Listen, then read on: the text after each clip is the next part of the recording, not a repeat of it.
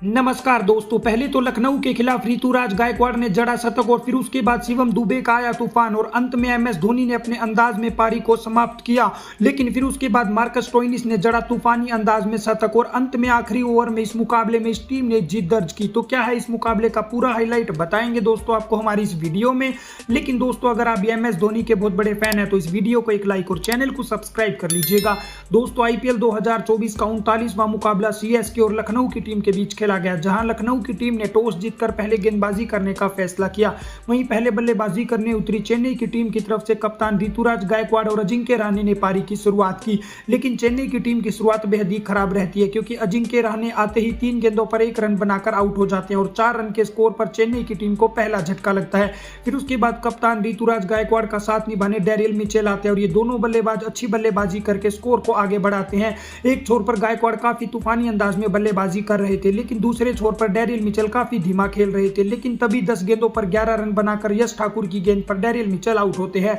और 49 रन के स्कोर पर चेन्नई को दूसरा झटका लगता है। फिर उसके बाद गायकवाड़ का साथ निभाने रविंद्र जडेजा आते हैं, लेकिन जडेजा भी इस मुकाबले में एक छोर पर काफी धीमा खेल रहे थे। दूसरे छोर पर गायकवाड़ काफी तेजी से रन बना रहे थे और पूरा प्रेशर चेन्नई की टीम से हटा रहे थे। लेकिन तभी जडेजा भी 19 गेंदों पर 16 रन बनाकर आउट हो जाते हैं और 101 रन के स्कोर पर चेन्नई की टीम को तीसरा झटका लगता है। ऋतुराज गायकवाड़ एक छोर पर अर्धशतक बनाकर अच्छा खेल रहे थे। फिर उनका साथ निभाने शिवम दुबे आते हैं और दुबे आते ही स्टार्टिंग से ही छक्के चौके लगाने शुरू करते हैं और दुबे तो रुकने का नाम ही नहीं ले रहे थे। उसके अलावा दूसरे छोर पर गायकवाड़ भी काफी ताबड़तोड़ अंदाज में रन बना रहे थे और आखिरी के ओवरों में इन दोनों बल्लेबाजों ने काफी छक्कों की बरसात कर दी और फिर ऋतुराज गायकवाड़ ने शानदार बल्लेबाजी करते हुए अपना शतक पूरा किया और शतक के बाद भी उन्होंने अच्छी बल्लेबाजी की और 60 गेंदों पर 108 रनों की नाबाद पारी खेली और अंत में शिवम दुबे ने भी 27 गेंदों पर 66 रन बनाए, लेकिन वो रन आउट हो गए और अंत में एक गेंद एमएस धोनी ने खेली जिसमें उन्होंने शानदार चौका लगाया और चेन्नई की टीम ने 20 ओवर में 210 रन 4 विकेट के नुकसान पर बनाई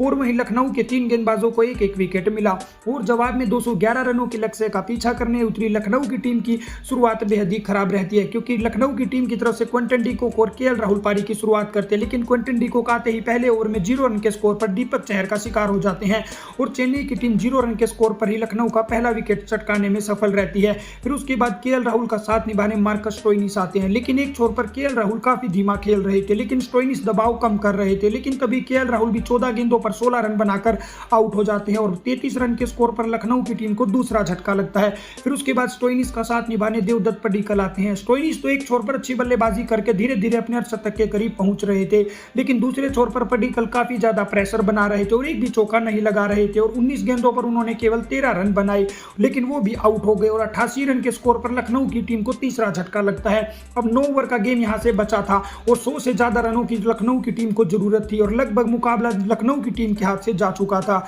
लेकिन एक छोर पर स्टोइनिस रुकने का नाम नहीं ले रहे थे और उनका साथ निभाने निकलस पूरन आते हैं। निकलस पूरन और स्टोइनिस के बीच शानदार पार्टनरशिप होती है और दोनों ही बल्लेबाज टीम को 100 रनों के पार पहुंचाते हैं। फिर उसके बाद एक छोर पर स्टोइनिस अपने शतक के करीब पहुंचते हैं और दूसरे छोर पर निकलस पूरन भी 15 गेंदों पर 34 रनों की ताबड़तोड़ पारी खेलकर आउट हो जाता है और 158 रन के स्कोर पर निकलस पूरन के रूप में लखनऊ को चौथा झटका लगता है। अब यहां से मुकाबला पूरी तरह से चेन्नई की टीम की तरफ जा रहा था, लेकिन अंत में मार्कस स्टोइनिस ने छक्कों और चौकों की बरसात करके इस मुकाबले में शतक जड़ दिया। अब आखिरी 2 ओवर में लखनऊ की टीम को लगभग 32 रनों की जरूरत थी और स्टोइनिस ने अपने ताबड़तोड़ अंदाज में इस मुकाबले को खत्म किया और 3 गेंद पहले ही लखनऊ की टीम ने मार्कस स्टोइनिस के शतक की बदौलत इस मुकाबले में जीत हासिल कर ली और 63 गेंदों पर स्टोइनिस ने 124 रनों की नाबाद पारी खेली और दीपक हुड्डा ने भी 6 गेंदों पर 17 रन बनाए और चेन्नई की टीम दोनों मुकाबलों में लखनऊ से हार चुकी है। तो दोस्तों ऐसे ही क्रिकेट से जुड़ी सभी ताजा खबरों के लिए चैनल को सब्सक्राइब कर लीजिएगा।